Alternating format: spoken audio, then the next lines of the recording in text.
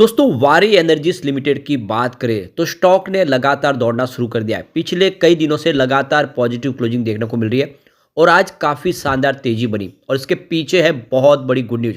Company को मिला एक नया ऑर्डर। तो कंपनी लगातार ऑर्डर प्राप्त कर रही है। आपको ये पता ही होगा कि कंपनी ग्लोबल मार्केट में भी बहुत तेज़ी से अपने कारोबार को आगे बढ़ा रही है। नए नए एरिया में वो एंट्री कर रही है। यूएस की वजह से तो कुछ प्रॉब्लम हुई थी पिछले दिनों, जब डोनाल्ड ट्रंप की सरकार बनने की बातें निकल कर आई कि वो एनर्जी सेक्टर में उनको निवेश में इंटरेस्ट नहीं है, वो सोलर और विंड प्रोजेक्ट बंद कर देंगे। इससे एक माहौल ख़राब हुआ क्योंकि इसका बहुत सारा निवेश यूएस में भी है। लेकिन उसके बाद में सिनेरियो बदला क्योंकि कंपनी और नए क्षेत्र में एंट्री भी करी है और लगातार इंडिया के बाजार में भी तेज़ी से अपने कारोबार को आगे बढ़ा रही है। ऐसे में संभावना काफ़ी पॉजिटिव बनी है। तो क्या है आगे की संभावना, उसको जानेंगे इस वीडियो के माध्यम से। लेकिन फ्रेंड्स, उससे पहले अगर आप पहली बार हमारे चैनल पे आए तो चैनल को सब्सक्राइब कर दीजिए, एक बेल आइकॉन दबा दीजिए ताकि जब भी नया वीडियो बने पहला नोटिफिकेशन आपको मिले। वीडियो पसंद आए तो लाइक से ज़रूर कीजिए। चलो फ्रेंड्स, वीडियो स्टार्ट करते हैं। मैं हूँ आपका दोस्त एस बी दवे और हमारे अपने चैनल ऑनलाइन कमाई में आपका बहुत बहुत स्वागत है। तो सबसे पहले निफ्टी एनर्जी की बात कर ले तो आज 37,024 के स्तर पे क्लोजिंग थी। 283 पॉइंट की गिरावट हुई, यानी 0.76% था निफ्टी एनर्जी डाउन। अगर आज बाजार में गिरावट ना होती तो ये और कमाल कर सकता था। अब यहाँ पे एफआई पिछले 2 ट्रेडिंग सेशन से बिकवाल बने, फिर से बाजार में उन्होंने बिकवाली शुरू की है। कल उन्होंने 1012 करोड़ की बिकवाली की थी और आज उन्होंने 14,503 करोड़ का फ्रेश इन्वेस्टमेंट किया, लेकिन सामने 18,063 करोड़ की बिकवाली कर दी। तो उनकी जो बिकवाली का आंकड़ा है वो 3,560 करोड़ निगेटिव रहा है और इस महीने में सबसे बड़ी बिकवाली है उनकी, जिसकी वजह से जो उनकी खरीदारी का आंकड़ा भी इस महीने का नीचे आ गया है। जो लगभग 14-15 हज़ार करोड़ पहुंच गया था वो इसमें 9,371 करोड़ के आसपास आ गया है। तो एफआई एक तरफा तेजी में अभी नहीं आए हुए, एफआई बीच बीच में बिकवाली भी करे, लेकिन सामने बाजार को सपोर्ट दिया डीआई ने। आप देख सकते हो डीआई ने कल भी 2,000 करोड़ की खरीदारी की थी। आज डीआई ने 13,418 करोड़ का नया फ्रेश इन्वेस्टमेंट किया। सामने उन्होंने 10,771 करोड़ की बिकवाली की। तो उनकी जो खरीदारी का आंकड़ा है वो 2,646 करोड़ पॉजिटिव है। तो देख सकते हो डीआई ने फिर से खरीदारी की और जैसे ही एफआई बाजार में बिकॉल बनते हैं सामने सपोर्ट के लिए एफआई के सामने डीआई आ ही जाते हैं। ये वैसे इस महीने में अभी तक 5,404 करोड़ का उन्होंने नया निवेश किया है। यानी इस महीने में अगर देखें तो डीआई के मुकाबले एफआई की खरीदारी ज़्यादा है। डीआई ने इस महीने में प्रॉफिट बुकिंग काफ़ी ज़्यादा की है। अब यहाँ पे हम वारी एनर्जीज की बात कर ले तो स्टॉक की शुरुआती शानदार पॉजिटिव हुई 3,235 पर। क्लोजिंग कल की 3,174 के आसपास थी।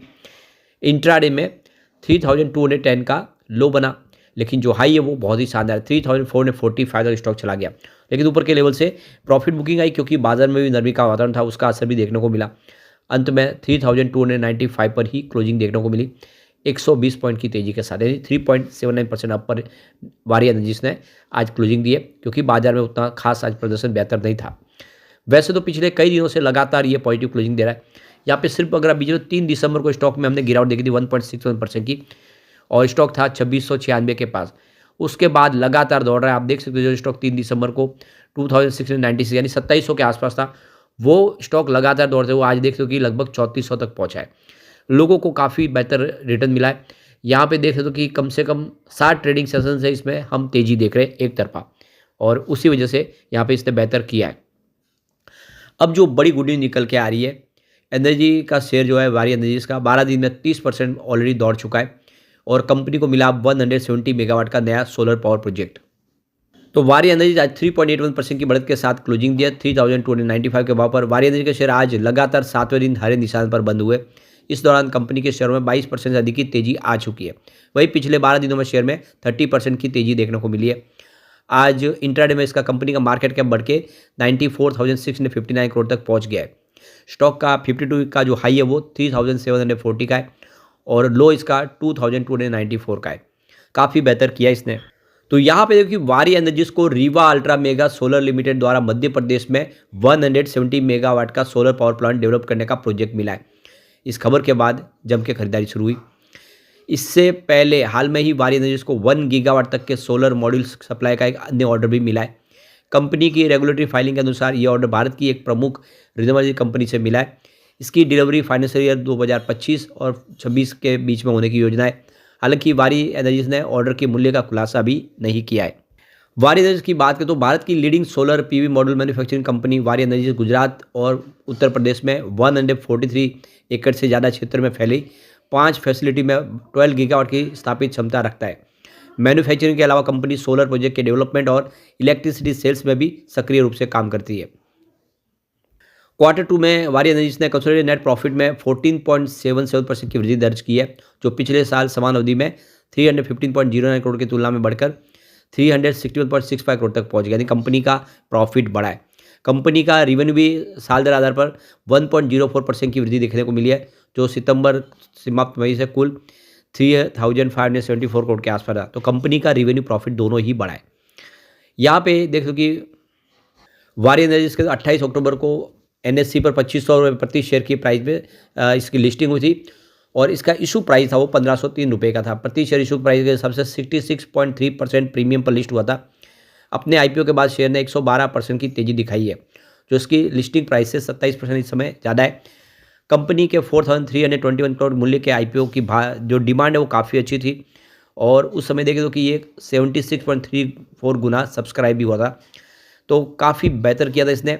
और अब देख लो कि लगातार एक के बाद एक ऑर्डर मिला है, जिसका असर भी पॉजिटिव देखने को मिल रहा है। एक और जो बड़ी अपडेट निकल के आ रही है, इंडिया की जो नॉन फॉसिल फ्यूल्स की एनर्जी कैपेसिटी है इस बार रिकॉर्ड ब्रेक पे बढ़ गई है। तो इंस्टॉल कैपेसिटी 213.7 गीगावाट पहुंच गई अप्रैल से लेके अभी तक नवंबर तक। तो ये देख सकते हो कि यहाँ पे 14.2% की वृद्धि देखने को मिल रही है। पिछले साल सेम क्वार्टर में ये 187.05 गीगावाट के आसपास थी इंस्टॉल कैपेसिटी। तो रिन्यूएबल एनर्जी की कैपेसिटी लगातार बढ़ रही है और सबसे जो बड़ी बात है कि इन कुछ महीनों में रिन्यूएबल एनर्जी के लिए सरकार ने जो नई नई स्कीमें लाई उसका फ़ायदा देखने को मिला है, जिससे इंस्टॉल कैपेसिटी तेज़ी से बढ़ रही है। और जो सपना है कि आने वाले 2030 तक 500 गीगावाट की कैपेसिटी को पाना है, वो लक्ष्य पूरा होता हुआ दिखाई दे सकता है। अब वैसे इसमें विंड और सोलर में सोलर ने बाजी मारी है। सोलर का कामकाज काफ़ी शानदार रहा है। एक बार कंपनी के रिजल्ट को भी देख लेते हैं पूरे से। तो टोटल इनकम की बात करें तो यहाँ पे इस बार 3,663 करोड़ के आसपास रहा है, जो जून क्वार्टर में 3,496 करोड़ के आसपास था। तो ये देख सकते हो कि टोटल इनकम में वृद्धि हुई है। टीआई ग्रोथ देखें तो इस बार 4.78% अप रहा है, जो जून क्वार्टर में 1.75% डाउन था। टोटल एक्सपेंसेस की बात करें तो 3,133 करोड़ के आसपास है इस बार, जो पिछले क्वार्टर में 2,932 करोड़ के आसपास था। तो खर्च में वृद्धि हुई है क्योंकि सामने इनकम भी बढ़ी है। टी ग्रोथ इस बार 6.88% अप रहा है, जो पिछली बार 5.14% डाउन था। एबिटाडा इस बार 529.67 करोड़ रहा है, जो पिछले क्वार्टर में 564.22 करोड़ के आसपास था। एबिटाडा ग्रोथ इस बार 6.12% डाउन रही है, जो पिछले क्वार्टर में 20.66% अप थी। प्रॉफिट आफ्टर टैक्स इस बार 361.65 करोड़ बताया, जो पिछले क्वार्टर में अगर आप देखें तो 394.14 करोड़ के आसपास था।